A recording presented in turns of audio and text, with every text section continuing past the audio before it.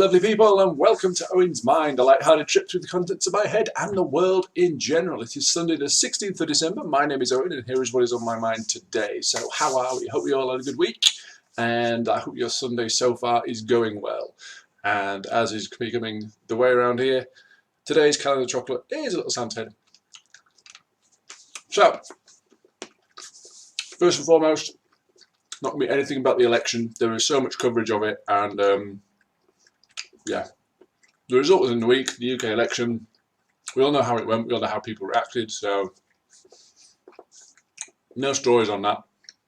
There's enough outlets doing it and doing a better job than me. One thing I will say, this is detract, I should stop doing this. One thing I will say is, you need to accept the result. Democracy is democracy. It was done fair, there was no hint of kind of ballot tampering or anything like that. So, full disclosure, the party I voted for didn't win. And that's it. I cast my vote. These are who I wanted in charge of the government in this country. They didn't get it. Somebody else did. It was done democratically. So, I'm not going to complain about it. The people turning up and saying, we want it done again, it's like, it doesn't work like that. And the ironic thing is, when the whole Brexit thing happened, and Leave won, and all the Remainers started kicking off. So no, we want it done again, it didn't go our way. Everyone was complaining. I will bet some of the people who were saying, no, you don't get to do it again. I'll bet some of them will have been in this protest outside Downing Street going, no, we want a recount because we don't want Boris to run the country. So I reckon there's a bit of hypocrisy there. So again, the result is the result. It was done fairly, it was done democratically. Accept it. You might not be happy with it, but that's the way it is. You've got to accept it. Because if had it gone your way, you can guarantee you'd be saying this very thing. You wouldn't be outside going, no, everyone's got a right to protest. You'd be like, no, we won, that's it. So, there we go, that's it. Election done with. So, as usual, I picked out 5 stories making the headlines I wanted to give my thoughts on. Links are in the description below so you can read each article in full and show those original publications some love. So, without any further ado, let's get into it. Story number 1. Story number 1 comes from some BuzzFeed news, although it's on a lot of the channels today. Man who slapped a reporter's butt on live TV has been arrested. Yeah, so this is Thomas Calloway, 43 of Georgia. He said he was caught up in the moment last Saturday when he hit a reporter's backside as she delivered a live TV broadcast of a race, and now he's up in court. The Savannah Police Department arrested Calloway Friday evening on charges of sexual battery, punishable up to 12 months in county jail. After turning himself in, he was released on a $1,300 bond, and a court date is pending. So, the reporter's name was Alex Borzarian, a multimedia reporter for WSAV, was dispatching live from the Enmarket Savannah Bridge Run on December 7th when Calloway approached him from behind and whacked her on the backside. The incident caught on camera was widely shared on social media. She reported the incident to the police, who opened an investigation into the case that quickly became a focal point of national outrage. Alex Borzarian, I will call it. I apologise if the name's wrong. It's Bozarjian. So, Borzarian is glad that law enforcement is taking this matter seriously, said a statement provided to BuzzFeed News on Saturday from her lawyer Gloria Allred, a nationally recognised attorney. She feels that reporters should be able to do her job without being assaulted. If this case goes to trial, she will be a witness, Allred added of her client. For that reason, she will have no further comment until the case concludes, but she does hope there will be a just result. Calloway and his lawyer did not immediately respond to a request for a comment. Chatham County Sheriff John Wilshire told BuzzFeed News, I think it's sad this happens to somebody, sad that somebody would do that type of thing. Georgia law says that sexual battery, a misdemeanor, occurs when somebody intentionally makes physical contact with the intimate parts of the body of another person without consent of that person. So it's a very specific description that this charge can be kind of assigned to. Bianca Johnson, a spokesperson for the Savannah Police Department, told BuzzFeed News that officers got involved after Borzarian filed a police report. Officers pursued charges of sexual battery. We assigned the case to a detective and it went from there. Johnson said next week he will go to court. While Borzarian addressed him bluntly on Twitter, to the man who smacked my butt on live TV this morning, you violated, objectified and embarrassed me. No woman should ever have to put up with this at work or anywhere. Do better. Calloway tried to explain his behaviour in an interview with Inside Edition, saying he was caught up in the moment. He said, I was getting ready to bring my hands up and wave at the camera to the audience. There was a misjudging character and decision making. He said, I touched her back. I do not know exactly where I touched her. He said he agreed with Bolzasian's statement on Twitter, adding the two most important words were our last two words, do better. And that's my intention. So Callaway works at Swedish Match North America, a tobacco products company, according to his LinkedIn bio, which also notes he's been a leader of the Boy Scouts of America. Repercussions have come from this. After his arrest, the Savannah Sports Council, which sponsored the run, banned Callaway from future events, and the Boy Scouts of America issued a statement cutting ties, the Washington Examiner reported. We immediately removed this individual and prohibited him from any future participation in our programs, the Boy Scouts said. Callaway's lawyer, Joseph Turner, told WTOC that Callaway is a loving husband and father who is active in his community, adding he is working with those involved to correct the situation. While we regret the situation, Mr. Callaway did not act with any criminal intentions. Turner did not respond to a request for comment about the arrest, but Callaway apologised early this week on WSAV. He said it was an awful act and an awful mistake. I am not that person the people are portraying me as. I make mistakes, I'm not perfect, and I'm asking for forgiveness and to accept my apology. On Friday evening, WSAV issued a statement about the arrest. Conduct displayed by Alex Bolzasian during live coverage of Saturday's Savannah Bridge Run was reprehensible and completely unacceptable. No one should ever be disrespected in this manner. The safety and protection of our employees is WSAV TV's highest priority, and WSAV continued to support Alex completely as the case moves forward. So quite a lot to digest there, but go to the website, watch the footage. So essentially, Alex Bolzasian, she's doing a piece to camera at the side of it's a public road race from what I can gather, and people are coming past, and obviously they can see her and they can see the camera, so they're waving, and quite a lot of people do make contact with her. They tap her on the shoulder and this, and she kind of takes it in good spirits. And as Mr. Callaway comes around and hits her on the backside, she stops her dead. So she's really taken aback by it, and she's literally just, she's stunned by it, and then she recovers. So for her, this is a big deal. She really took offence to it. She genuinely finds it shocking.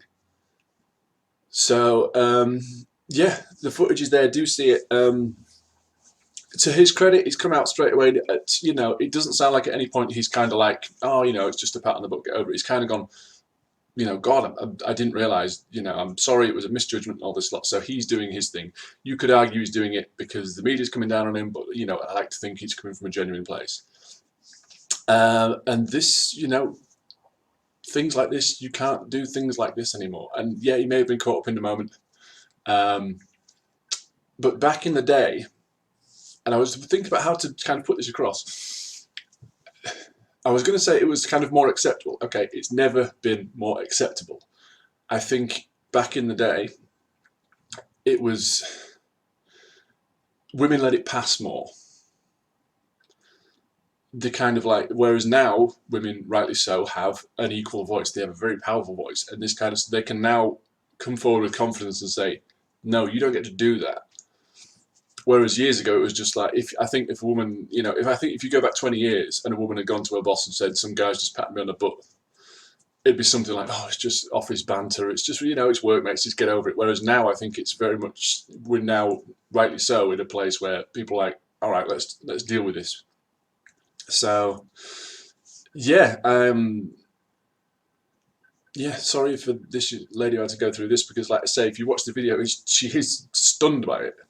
The guy was just, you know, he came past, whether his, you know, he was going to bring his arm up and he aimed for her back and he got her on the bum, I don't know, because it's shot from the front, so obviously the camera's filming her, you see him come up behind her and pass, and her kind of reaction to it.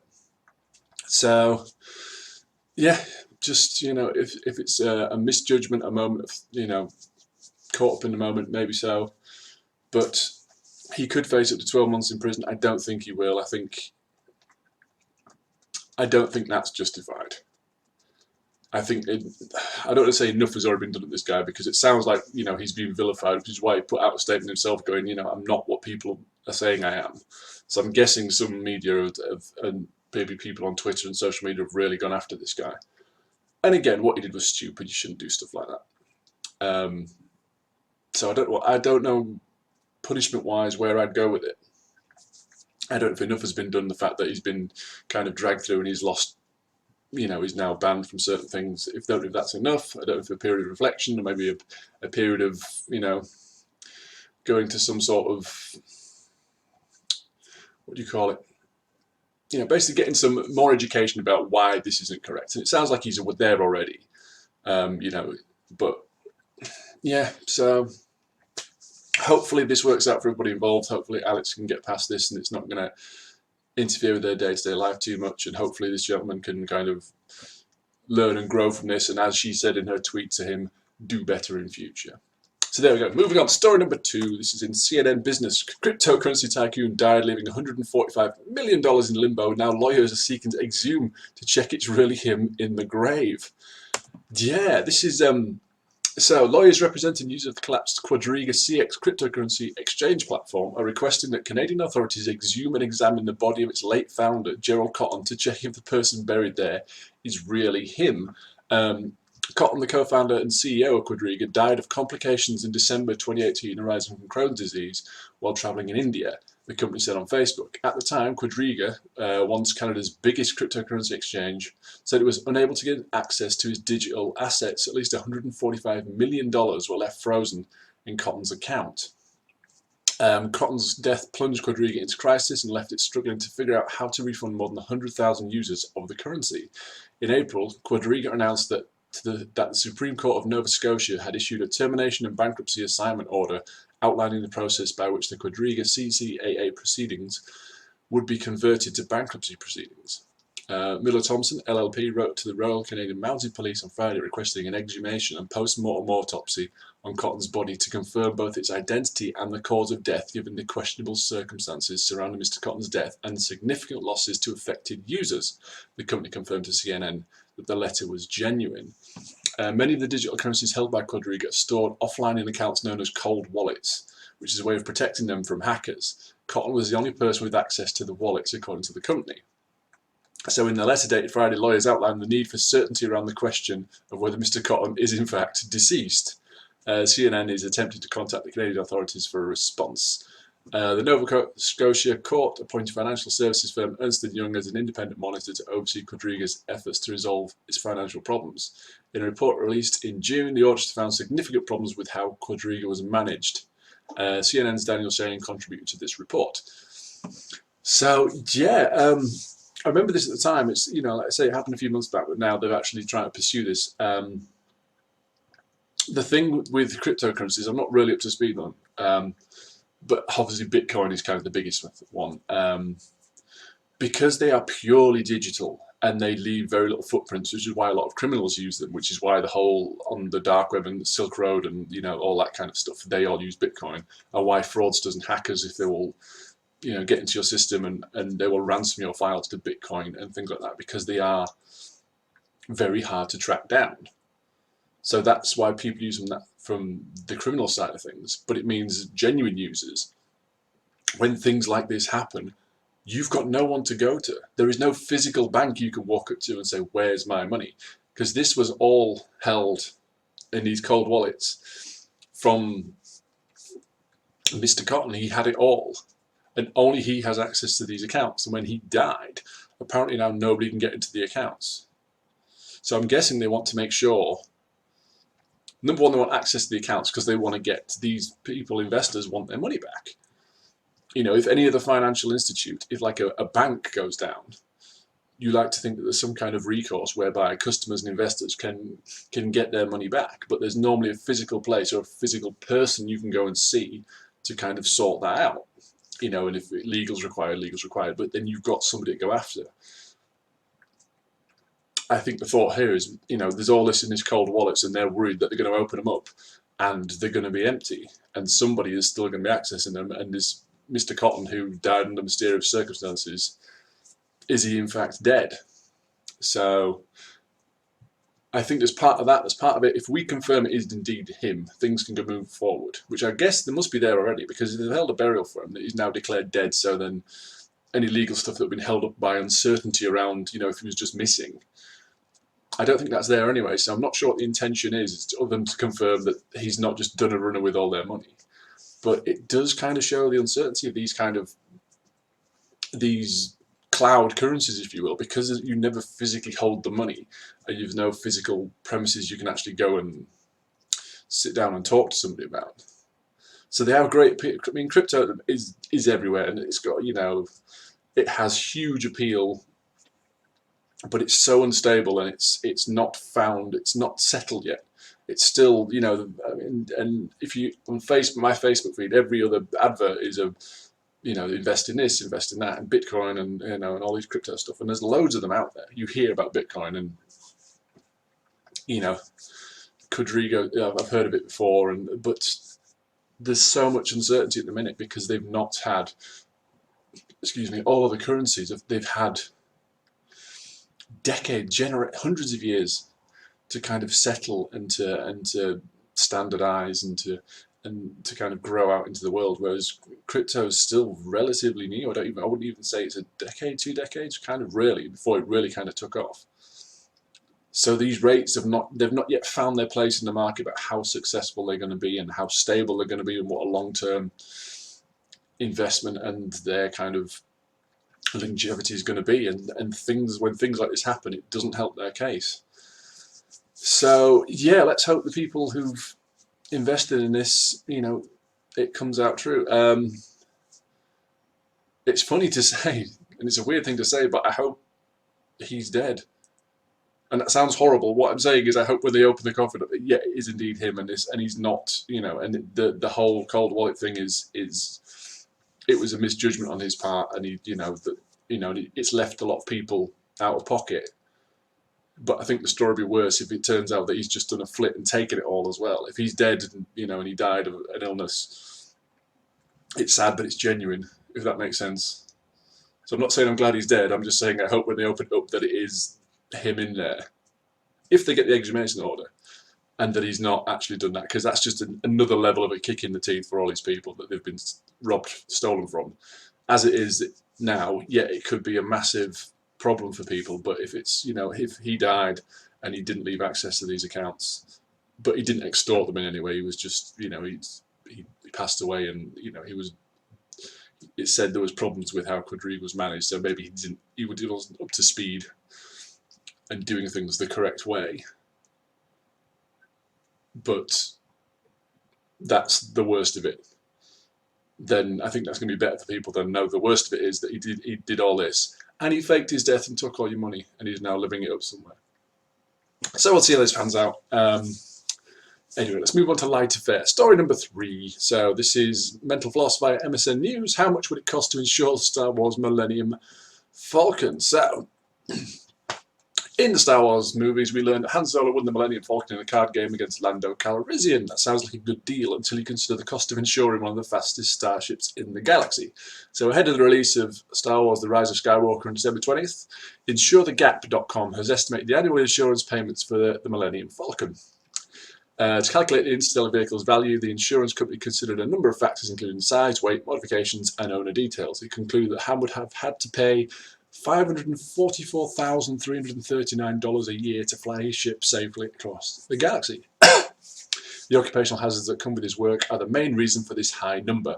InsureTheGap.com lists Han Solo as a smuggler and a rebel, which means he's more likely to use his vehicle to flee Imperial starships than take leisurely cruise.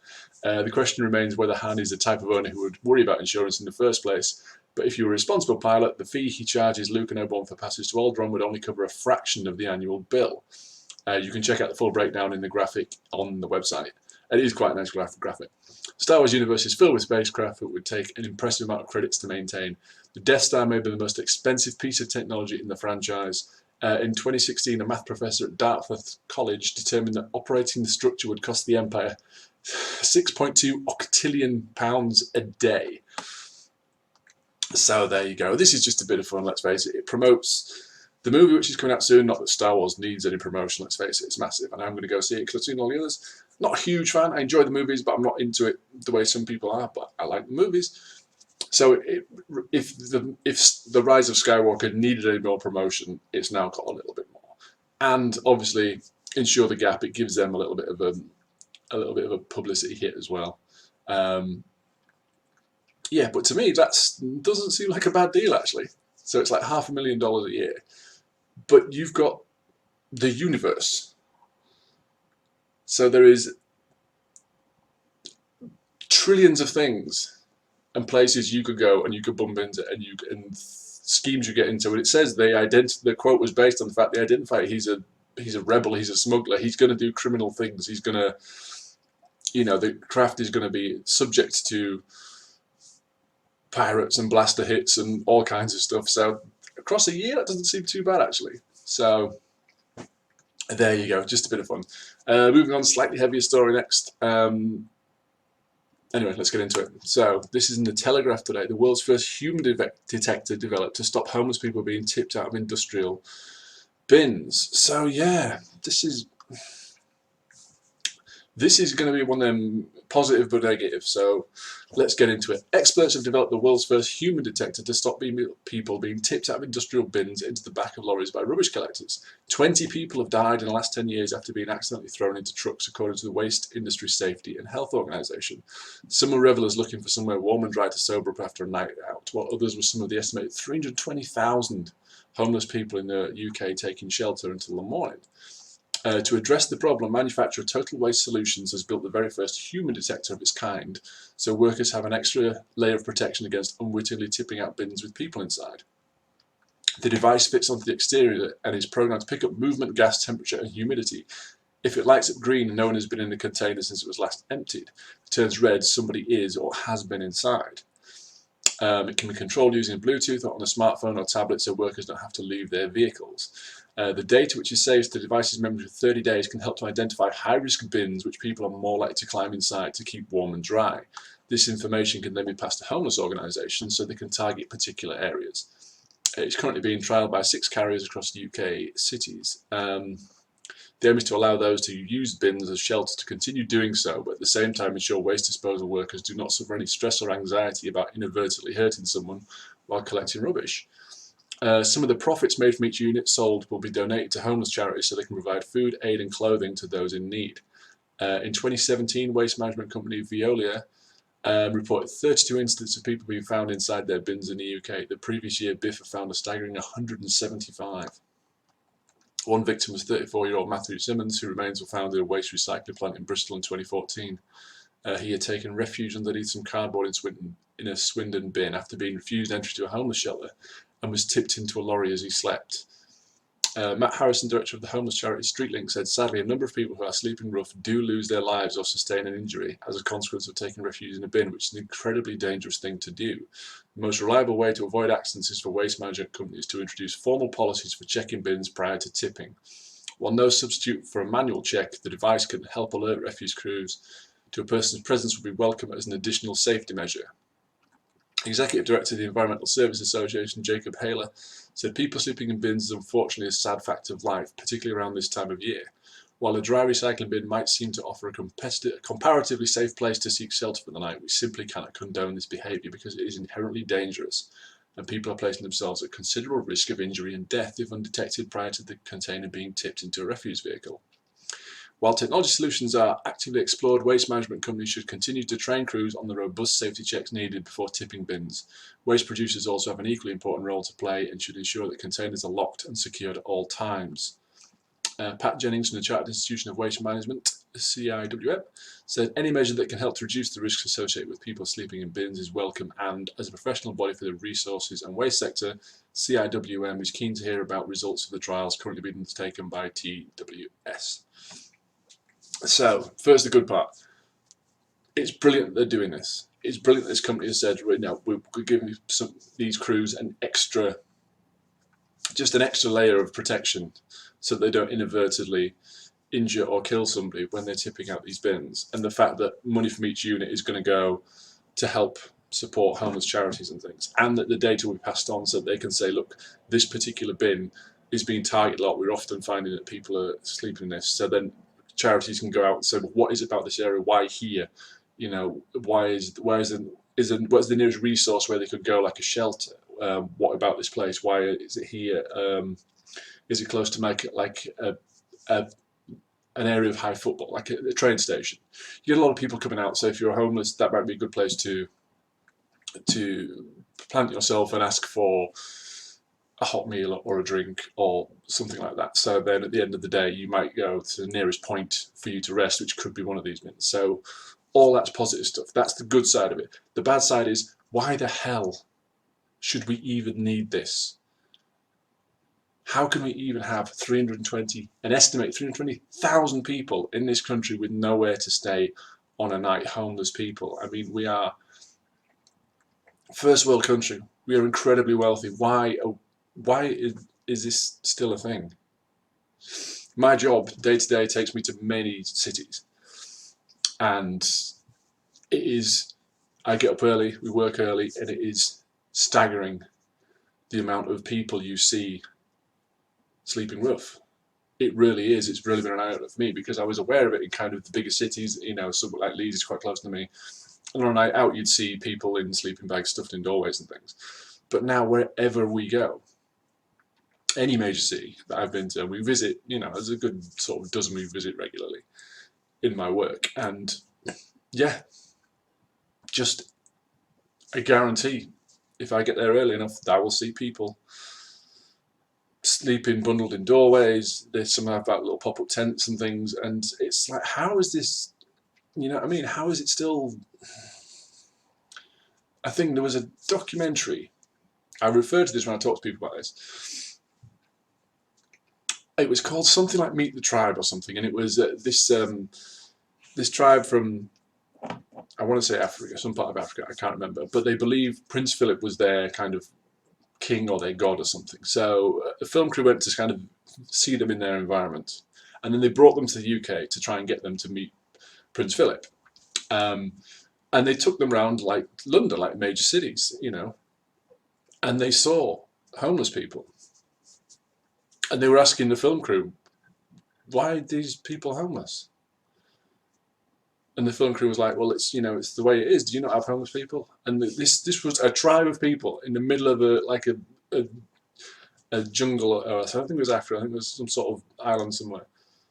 Because it was a very jungle kind of environment where they were. And like, do you not have homeless people? It says, no, we build them a home. You know, everybody else gets together, we build them a home. Nobody's homeless. You know, and like, and then you kind of like, yeah, why aren't we have got so much wealth in this country. Why are there not enough homeless shelters? Why are people being left on the streets?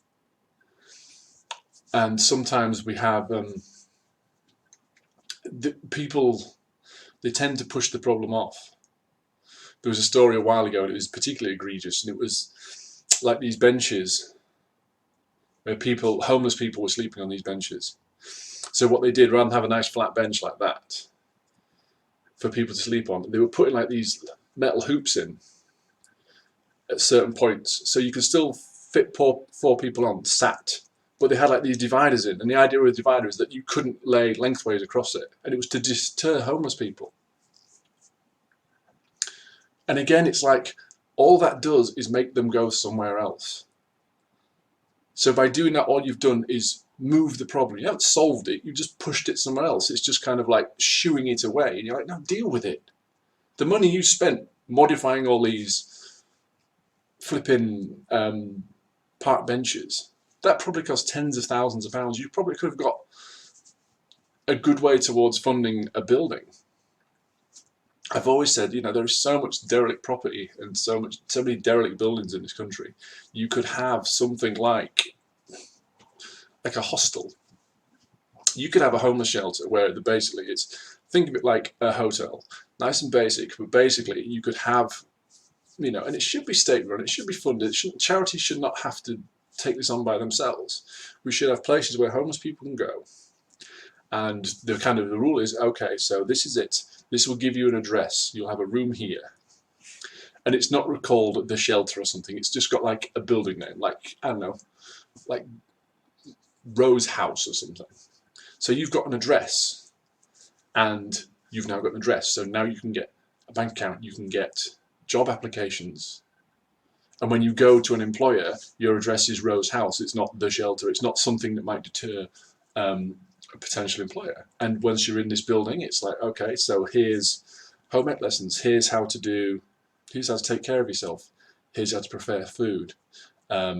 Here's potential training for careers and things. I know it's a big ask, but if within this building is, we are going to take care of you and make sure you're fed, make sure you're clean, make sure you're safe on a night. Because homeless people, yes, they're getting injured in the bins. They're getting injured a lot of time by people having a go at them. People targeting them, essentially. So keep them safe. Give them an address, give them ability to clean themselves, give them help building education and CV and making them employable and things like that. And the rule would be, on this premises, no alcohol, no drugs, nothing like that. This is not a DOS house. This is somewhere for you to come and to grow. This is where you feel safe. This is what we're giving you. What we give back is that you abide by the rules. And 320,000 is a big number. Across the country, as big as ours and as wealthy as ours, you could there's no reason anybody should be on the streets in this country. And then, no, there is a small percentage who kind of choose that, who don't go, who want to be anonymous and don't want to go to shelter and that. So there is a number of that who are homeless by choice, who have a home they could go to and have people who care about them, but for whatever reason, they don't feel they can do that. So yeah, there is a number of that, but I bet it's a low number out of that estimated 320,000. So yeah, bring it back round to the story. It's great this company is doing this. It's sad that they need to. That's the top and bottom of it. Anyway, moving on. Last story, a bit lighter fare for the last one. So this is on Yahoo News today.